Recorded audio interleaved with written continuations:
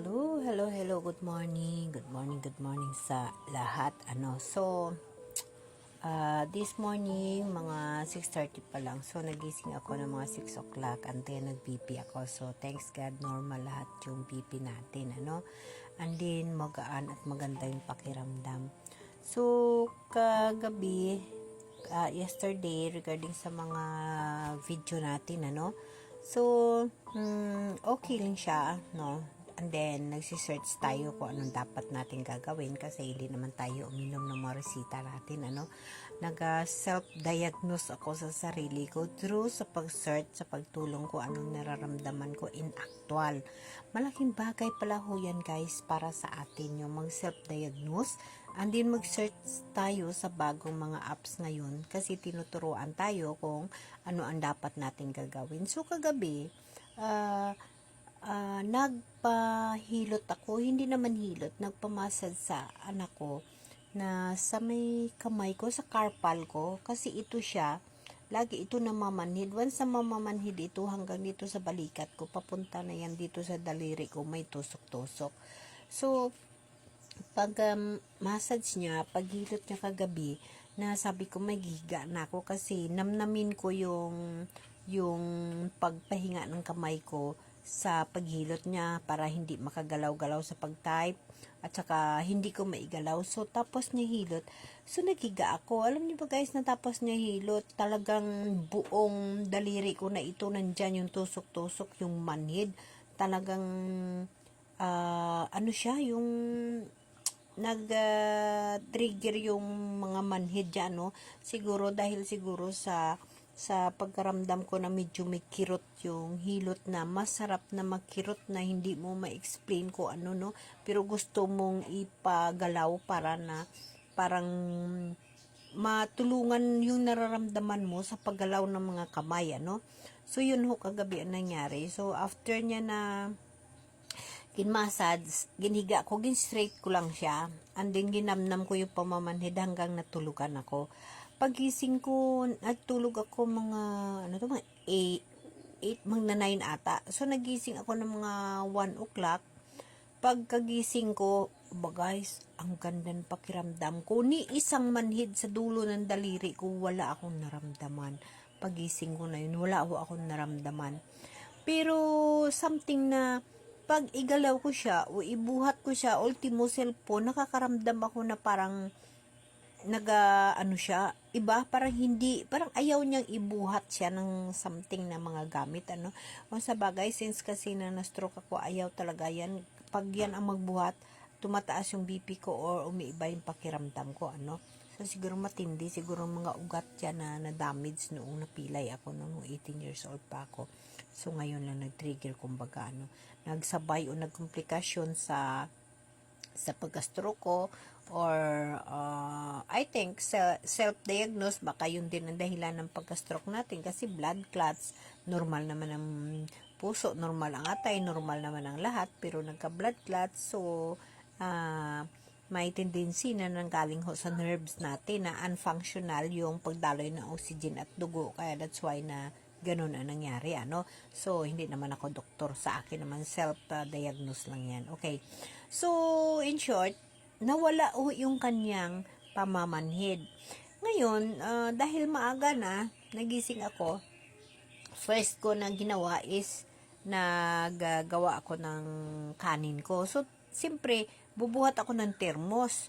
Pag buhat ko ng termos, hindi, ikaliwa ko lang. So, kaliwa yung binuhat ko.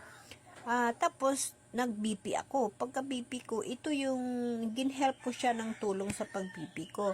Sabi ko, talagang ayaw niyang ibuhat. Kasi something na ayaw niyang mabigatan, ayaw niyang maikilos, something na may kirot, kaya pinabayaan ko, tinapos ko noon. And now, bumalik ako dito sa higaan. Siyempre, ang unan ko, iayos ko kasi magla-live ako. Higas, binuhat ko ng unan, binuhat ko ng cellphone. May kunti na naman siyang tusok-tusok pero slight. Unlike before na talagang or yesterday na sobra ka init. Ito parang to? Ka? Ay, may bubuyog. Alam nyo ba yun, guys? Bubuyog, ayun nun. Uy, bubuyog. Oh, bubuyog. Ay, alis ka dyan. Yung nangangagat. Yung gumagawa ng, oh my gosh, yung gumagawa guys ng honey. Agoy, may tusok. Agoy. So, nakapasok.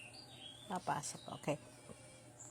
So, yun na nga guys, ano. So, ito siya. So, na-interrupt tayo ng bubuyog. Aray ko. Aray ko, bubuyog. Yung isang pirasong pumasok dito sa kwarto, guys. So, basta good news, guys. Kasi, slight na lang yung nararamdaman ko na tusok-tusok o manhid.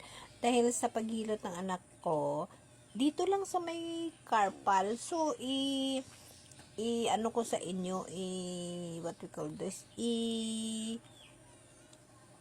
upload ko yung kung saan ako kumuha ng pag-search ko ng idea ng ganun. Para at least makatulong din sa inyo, ano. Gin-search ko lang yun, gin-practice ko at saka pagawa ko sa anak ko. So, malaki yung tulong. For now, wag natin siya munang ipagod. Wag natin siyang igalaw. Hayaan ko lang siya, no? Para na i-release niya gid ang pagpahinga, and then one other day baka makagising na lang ako na totally na nawala yung manhid. So ganun guys. So this morning, so yun ang health update natin, and then i-continuous natin yung food allergy, kasi sa sakit ko ngayon hindi naman ako nakafocus sa pagka-stroke ko, kundi dito sa food allergy ko, and then dito sa pamamanhid ng right hand ko. So ito siya ay sa manhid ng right hand natin, ano. So yung food allergy naman natin is talaga naman napakaraming tao na may allergy sa pagkain or sensitive sa pagkain, napakarami ho. Totoo yun guys. Kasi I remember talaga noon, nung hindi pa ako na-diagnose na may autoimmune disease or allergy sa pagkain. Autoimmune disorder pala, no, hindi naman disease yun, ano. Autoimmune disorder, kinakalaban mo lang naman yung sarili mo, ano. I remember talaga before na hindi pa naman ako na-diagnose ng doktor na gano'n, na hindi pa positibo noon. Talagang nakakaramdam na ako ng something na once na kumain ako ng mga lumang pagkain, ang tiyan ko kaagad, minsan hindi ako matunawan. I remember nga na gin-emergency ako sa ospital dahil lang dyan. Dahil lang ho dyan sa pagkain na kinain ko, no? Suman lang yun, suman. Galing sa probinsya ata yung dala ng kasama ko. Pagdating, gininit nila. Pag init, nagkain din ako. Kunti lang kinain ko lang. Siguro 2 kutsara, no?